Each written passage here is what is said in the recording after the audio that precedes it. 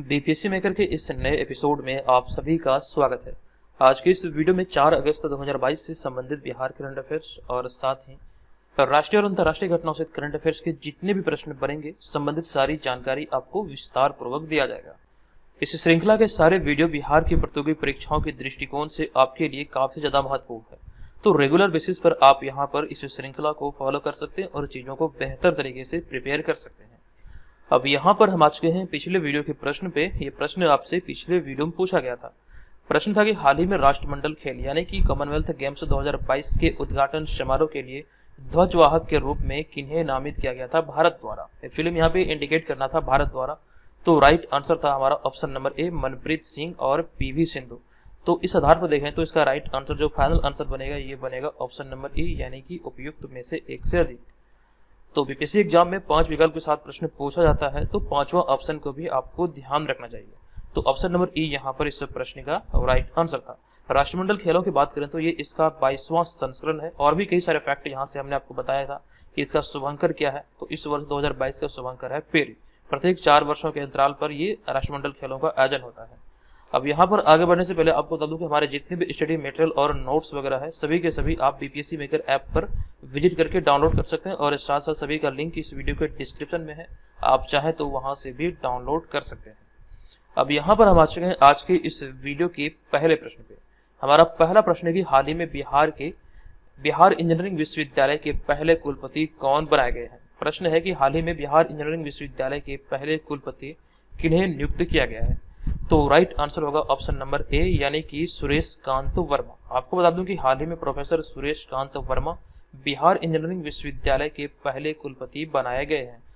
तो यहाँ से ध्यान रखिए, पहले जो कुलपति अर्थात वाइस चांसलर बने हैं ये बने हैं सुरेश कांत वर्मा।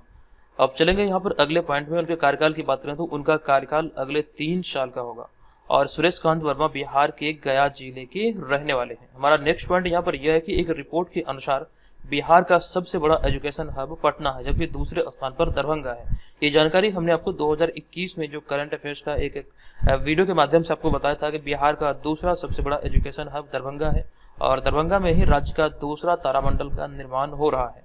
और भी कई सारे फैक्ट थे जो कि हमने आपको बताए थे। तारामंडल के अलावा हम बात करें पटना के चिड़ियाघर की, तो बिहार का जो इकलौता चिड़ियाघर है ये पटना में है, जिसका नाम है संजय गांधी जैविक उद्यान। वहीं पे बात करें दूसरा जो चिड़ियाघर प्रस्तावित है ये बिहार के अररिया जिले के रानीगंज में प्रस्तावित है। बिहार के अररिया जिले के बारे में ये घोषणा ये भी हुई थी, जो प्रसिद्ध साहित्यकार फणीश्वर नाथ रेणु का जन्म हुआ था औराई हिंगना में, तो बिहार का पहला मंकी पार्क है औराई हिंगना में बनाए जाने की घोषणा राज्य सरकार के द्वारा की गई थी। इस तरह के सभी फैक्ट हमने आपको विस्तार से कई बार बताए हैं।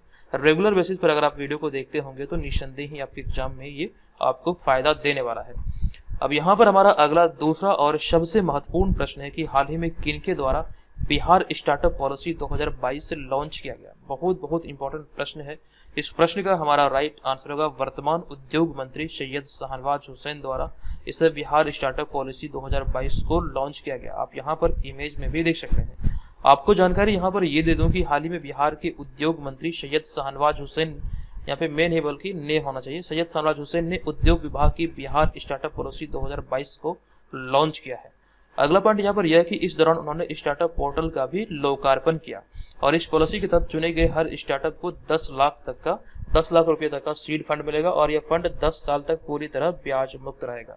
ये जानकारी यहाँ से ध्यान रखिए और इस तरह की सुविधाएं केवल बिहार निवासी स्टार्टअप निवेशकों को ही दी जाएगी।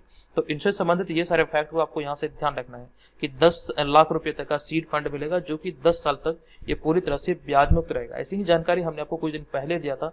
बिहार में जो उद्यमी योजना चल रही है, मुख्यमंत्री उद्यमी योजना और मुख्यमंत्री महिला उद्यमी और साथ साथ उसमें जो सम्मिलित है युवा उद्यमी, तो दोनों कैटेगरी में थोड़ा सा डिफरेंस है। ये जानकारी हमने आपको दिया था। कुल मिला के 10 लाख रुपए यहाँ पर मिलता है, जिसमें कि 5 लाख रुपए की जो राशि होती है वो अनुदान स्वरूप होती है और 5 लाख रुपए जो होता है वो लोन के रूप में मिलता है।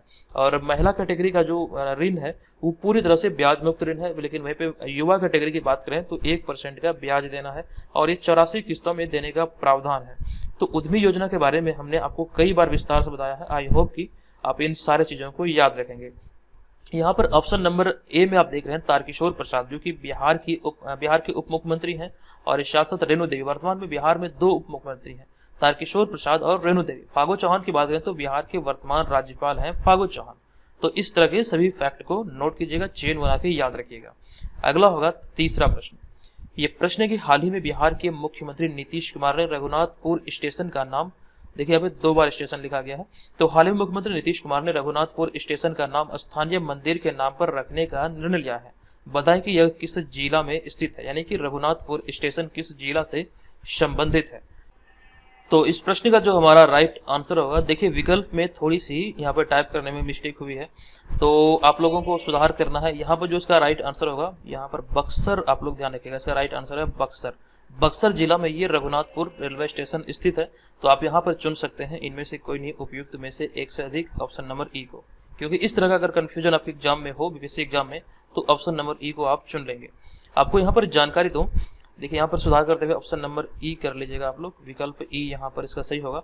तो हाल ही मुख्यमंत्री नीतीश कुमार ने बक्सर जिले के रघुनाथपुर स्टेशन का नाम बदलकर बाबा परमेश्वर नाथ रेलवे स्टेशन रखने का निर्णय लिया है, और इसके लिए राज्य सरकार द्वारा सभी प्रक्रियाओं को पूरा कर प्रस्ताव भारत सरकार को भेजा गया है।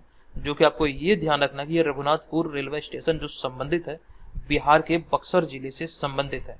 हमारा अगला पॉइंट यहाँ पर यह है कि इसके अतिरिक्त बक्सर जिला के ब्रह्मपुर स्थित बाबा परमेश्वर नाथ मंदिर के विकास एवं सौंदर्यीकरण का कार्य किया जाएगा। पर्यटकों के लिए इसी पहल बिहार सरकार की है, जिस दिशा को ध्यान रखते हुए यहाँ का जो स्टेशन है रघुनाथपुर स्टेशन, इसका भी नामांकन किया जाएगा इन्हीं के नाम पर, यानी कि इसी मंदिर के नाम पर।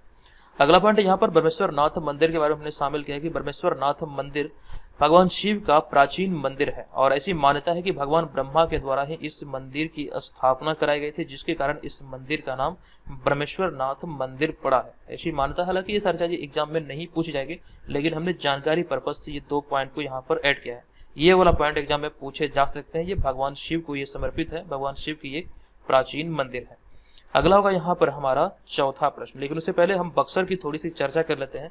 बक्सर में एक स्थान है चौसा, जहां से बिहार के क्षेत्र में गंगा नदी प्रवेश करती है, और बक्सर जिला में ही काला नमक चावल की खेती शुरू करने के लिए राज्य सरकार के द्वारा, यानी कि बिहार राज्य सरकार के द्वारा पहल किया गया है। बिहार में हम बात करें चावल का कटोरा या फिर धान का कटोरा का, तो बक्सर जिला को धान का कटोरा कहा जाता है। ऐसे कई सारे फैक्ट हैं बक्सर जिला से संबंधित जो कि आपको ध्यान रखना है। इसके अतिरिक्त एक बहुत इंपॉर्टेंट पॉइंट है, प्रसिद्ध शहनाई वादक उस्ताद बिस्मिल्लाह खां बक्सर जिले के डुमराव के रहने वाले थे। ये सारी जानकारी हमने कई बार आपको दिया है, नोट कर लीजिएगा। चलेंगे यहाँ पर अगले हम चौथे प्रश्न पे। तो चौथा प्रश्न है कि हाल ही में किस राज्य ने जिला जलवायु परिवर्तन मिशन की स्थापना की है। अभी हाल ही में इस पहल की जो शुरुआत की गई है, ये तमिलनाडु सरकार द्वारा की गई। ऑप्शन नंबर डी यहाँ पर इस प्रश्न का राइट आंसर होगा। आपको जानकारी दे दूं कि तमिलनाडु सरकार ने हाल ही में राज्य के सभी 38 जिलों में जिला जलवायु परिवर्तन मिशन की स्थापना की है। बिहार में भी जो जिलों की संख्या है ये 38 है। आपको दोनों राज्यों के बारे में जिलों की संख्या को याद रखना है।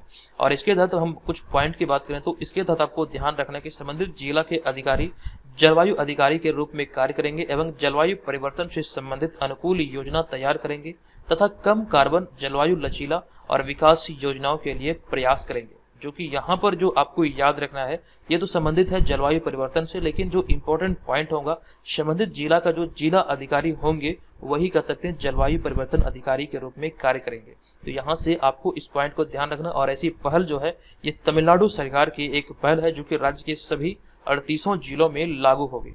और यहाँ पर तमिलनाडु की बात आई है तो तमिलनाडु से रिलेटेड हाल ही के दिनों में जो हमने आपको करंट अफेयर्स के प्रश्न बताए हैं उसे आप रिवाइज कर लीजिए कि हाल ही में आई एक रिपोर्ट के अनुसार स्मार्ट सिटी फंड के उपयोग में तमिलनाडु शीर्ष स्थान पर रहा था। और स्मार्ट सिटी मिशन की कंप्लीट जानकारी हमने आपको विस्तार से दिया है। बिहार की बात करें तो बिहार के 4 राज्यों का या फिर कह सकते हैं 4 शहरों को स्मार्ट सिटी शहर के लिए चुना गया था, जो कि भारत सरकार की एक पहल है। स्मार्ट सिटी के विकास के लिए 100 शहरों का चयन किया गया पूरे भारत से। और यहाँ पर हम अगर स्मार्ट सिटी मिशन को बिहार के दृष्टिकोण से देखें तो पहले राउंड में यानी कि भारत सरकार ने जो 100 शहरों का चयन करने की जो प्रक्रिया शुरू की थी तो पहले राउंड में 100 शहरों ने भाग लिया था, लेकिन पहले राउंड में 55 शहरों का ही चयन हुआ था। लेकिन जब दूसरा राउंड हुआ तो दूसरे राउंड में बिहार के 4 शहरों को चयनित किया गया था। ये 4 शहरों का नाम ध्यान रखिए, भागलपुर, पटना, मुजफ्फरपुर और बिहार शरीफ इसमें शामिल है। और इसके अतिरिक्त आपके एग्जाम में एक प्रश्न ये भी पूछा जा सकता है कि स्मार्ट सिटी मिशन की शुरुआत कब हुई थी। तो स्मार्ट सिटी मिशन की शुरुआत 15 जून 2015 को भारत के प्रधानमंत्री नरेंद्र मोदी द्वारा किया गया था। और इस मिशन के उद्देश्य की बात करें तो इस मिशन का उद्देश्य भारत में रहने वाले सभी लोगों के जीवन में जो जीवन की गुणवत्ता है उसमें सुधार लाना है। इसका एक उद्देश्य है और जिससे कि आर्थिक विकास की गति को तेजी मिल सके। इस दृष्टिकोण को ध्यान में रखते हुए भारत सरकार की एक पहल थी जिसमें कि बिहार के 4 शहर शामिल है, जिसमें कि पटना, भागलपुर, मुजफ्फरपुर और बिहार शरीफ। एक बार यहाँ पे मैंने पुनः रिपीट कर दिया, आई होप कि आप यहाँ पर अभी याद रखेंगे। इस बात यहाँ पे हमारा अगला पॉइंट है कि भारत का सबसे बड़ा तैरता हुआ सौर ऊर्जा संयंत्र तमिलनाडु के कुथुकुड़ी में स्थापित किया गया था। बहुत इंपॉर्टेंट है, नोट कीजिएगा। भारत का सबसे बड़ा तैरता हुआ सौर ऊर्जा संयंत्र तमिलनाडु के कुथुकुड़ी में अभी हाल ही में स्थापित किया गया था। अगला होगा 5वां प्रश्न। ये प्रश्न है कि विश्व के शीर्ष 20 व्यस्त एयरपोर्ट में इंदिरा गांधी इंटरनेशनल एयरपोर्ट किस स्थान पर है। नवीनतम रिपोर्ट के आधार पर हम बात करें तो इंदिरा गांधी इंटरनेशनल एयरपोर्ट 13वें स्थान पर है। ऑप्शन नंबर सी यहाँ पर इस प्रश्न का हमारा राइट आंसर होगा। आपको जानकारी दे दूं कि हाल ही में एयरपोर्ट काउंसिल इंटरनेशनल संस्था की ओर से वर्ष 2022 के लिए जारी की गई सूची में यात्रियों की संख्या के लिहाज से इंदिरा गांधी इंटरनेशनल एयरपोर्ट विश्व का 13वां सर्वाधिक व्यस्त एयरपोर्ट बन गया है। एक कंडीशन यहाँ पर ध्यान रखिएगा, यात्रियों की संख्या के लिहाज से 13वां सबसे व्यस्त एयरपोर्ट चुना गया है। इसे एयरपोर्ट काउंसिल इंटरनेशनल संस्था की ओर से इंदिरा गांधी इंटरनेशनल एयरपोर्ट को। और फिर एयरपोर्ट काउंसिल इंटरनेशनल के अनुसार वर्ष 2021 में IGI अर्थात इंदिरा गांधी इंटरनेशनल एयरपोर्ट पर लगभग 3.7 करोड़ यात्रियों की आवाजाही रही थी। लेकिन वहीं पे वर्ष 2020 की बात करें तो 2020 में यह संख्या लगभग 2.8 करोड़ थी। 2021 में इसमें बहुत ज़्यादा इजाफा हुआ है। और यहाँ पर हमने इस सूची में प्रथम जो एयरपोर्ट है उसके बारे में लिखा है कि दुनिया का जो सर्वाधिक व्यस्त एयरपोर्ट है ये अमेरिका का अटलांटा इंटरनेशनल एयरपोर्ट है, जो कि नवीनतम रिपोर्ट के आधार पर शीर्ष स्थान पर है। और अगला पॉइंट है वहीं पे दूसरे स्थान पर अमेरिका का डलास एयरपोर्ट इंटरनेशनल एयरपोर्ट है, जो कि दूसरे स्थान पर है। इससे पहले वर्ष 2020 में IGI अर्थात इंदिरा गांधी इंटरनेशनल एयरपोर्ट को इस सूचकांक में 16वां स्थान मिला था। तो आपके एग्जाम में प्रश्न बन सकते हैं कि 2020 में इसका रैंक क्या था, या फिर ये भी पूछे जा सकते हैं कि 2021 के आधार पर कितने स्थानों का छलांग लगाया है। तो 3 स्थान का छलांग लगाकर ये 13वें स्थान पर पहुंच गया है। तो संबंधित सारे फैक्ट यहाँ से ध्यान रखेंगे। यहाँ पर एक पॉइंट हमने नोट में आपको दिया है कि शीर्ष 20 सर्वाधिक व्यस्त एयरपोर्ट में एशिया के सिर्फ 4 एयरपोर्ट को ही जगह मिला है। इसी रिपोर्ट में जो भी हाल ही में प्रकाशित हुआ है, इसी रिपोर्ट में ये बातें कही गई है। नेक्स्ट होगा हमारा 6ठा प्रश्न। ये प्रश्न है कि हाल ही में 2022 से टूर डी फ्रांस का खिताब किसने जीता है। तो राइट आंसर होगा जोनास विंगगार्ड। ऑप्शन नंबर डी यहाँ पर इस प्रश्न का राइट आंसर होगा। आपको जानकारी दे दूं कि हाल ही में डेनमार्क के जोनास विंगगार्ड 2022 से टूर डी फ्रांस, जो कि एक साइकिलिंग रेस है या फिर कह सकते हैं साइकिलिंग प्रतियोगिता है, इसका खिताब अपने नाम किया है। यह भी हाल ही में चर्चे में है। तो संबंधित फैक्ट आपको ध्यान रखना है, यह इसका 109वां संस्करण था और वे इस खिताब को जीतने वाले पहले डेनिस राइडर बन गए हैं। इंपॉर्टेंट पॉइंट है, नोट कीजिएगा। अगला पॉइंट यहाँ पर हमारा यह है कि टूर डी फ्रांस प्रत्येक वर्ष आयोजित किया जाने वाले एक साइकिल रेस प्रतियोगिता है और इसका मुख्य रूप से फ्रांस में ही आयोजित की जाती है और इसके नाम में भी फ्रांस शब्द का प्रयोग किया गया है, टूर डी फ्रांस। ये फ्रांस की एक साइकिलिंग प्रतियोगिता है जो कि प्रत्येक वर्ष आयोजित होती है। अभी 2022 में इसका 109वां संस्करण आयोजित हुआ है। अगला पॉइंट यहाँ पर हमारा यह है कि हाल ही में स्विस ओपन 2022 का खिताब कैस्पर रूड ने जीता था।